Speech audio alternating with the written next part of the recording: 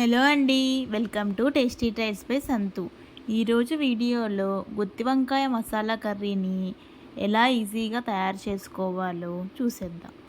ఇది అన్నంలోకైనా, చపాతీలోకైనా, బిర్యానీలోకైనా చాలా బాగుంటుంది.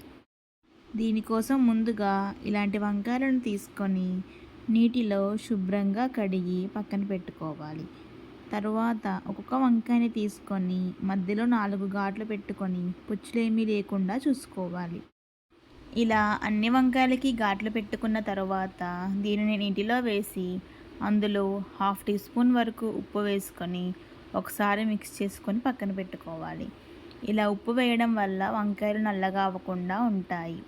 తరువాత దీనికోసం కావలసిన పచ్చిమిర్చి, ఆనియన్, కొత్తిమీరను కూడా కట్ చేసుకొని పక్కన పెట్టేసుకుందాం. తర్వాత స్టవ్ మీద ప్యాన్ పెట్టుకొని ప్యాన్ హీట్ అయ్యాక అందులో 1 కప్పు వరకు పల్లీలు, అదేవిధంగా 1/2 కప్పు వరకు నువ్వులు కూడా వేసుకొని లో ఫ్లేమ్లో వీటిని దోరగా రోస్ట్ చేసుకోవాలి. ఇవన్నీ వేగిన తర్వాత దీనిని ఒక బౌల్లోకి ట్రాన్స్ఫర్ చేసుకొని పక్కన పెట్టేసుకోవాలి.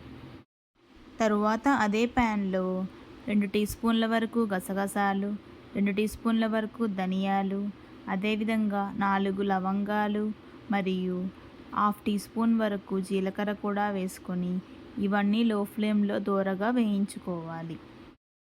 ఇవన్నీ దోరగా వేగిన తర్వాత దీనిని కూడా ఒక బౌల్లోకి తీసుకొని పక్కన పెట్టేసుకోవాలి.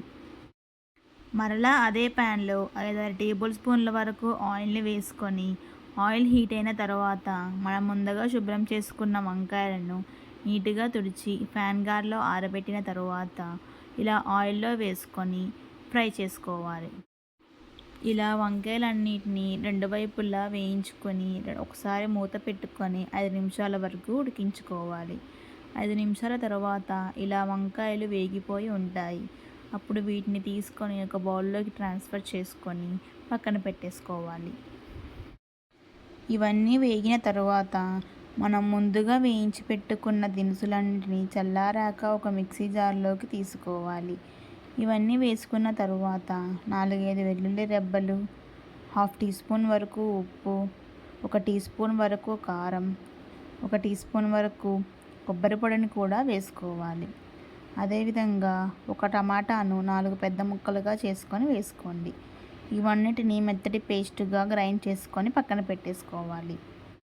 తరువాత స్టవ్ మీద ప్యాన్ పెట్టుకొని అందులో ఆయిల్ వేసుకొని హీట్ అయిన తర్వాత 1/2 టీ స్పూన్ వరకు జీలకర్ర, ఆవాలు వేసుకొని కొద్దిగా కరివేపాకు వేసుకొని చిటపటలాడిన తర్వాత 4-5 పచ్చిమిర్చి చీలికలు కూడా వేసుకోవాలి.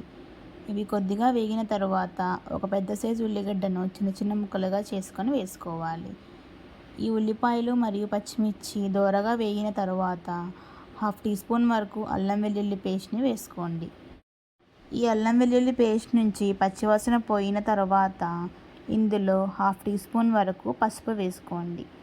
ఈ పసుపు వేసుకున్న తర్వాత ఒకసారి మిక్స్ చేసుకొని మనం ముందుగా వేయించి పెట్టుకున్న వంకాయలను కూడా వేసుకొని ఒకసారి కలుపుకోండి.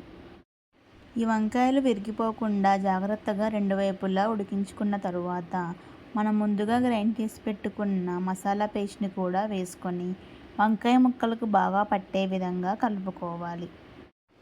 ఈ మసాలా గ్రేవీలో పల్లీలు వేసాం కదండి, అవి పూర్తిగా ఆప్షనల్. మీకు కావాలంటే వేసుకోండి, లేకపోతే స్కిప్ చేసేయచ్చు, పర్లేదు.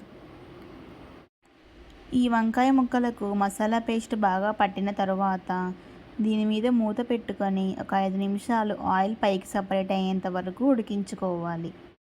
5 నిమిషాల తర్వాత మూత తీసి చూస్తే ఇలా ఆయిల్ పైకి సపరేట్ అయ్యి చక్కగా కుక్ అవుతుంది.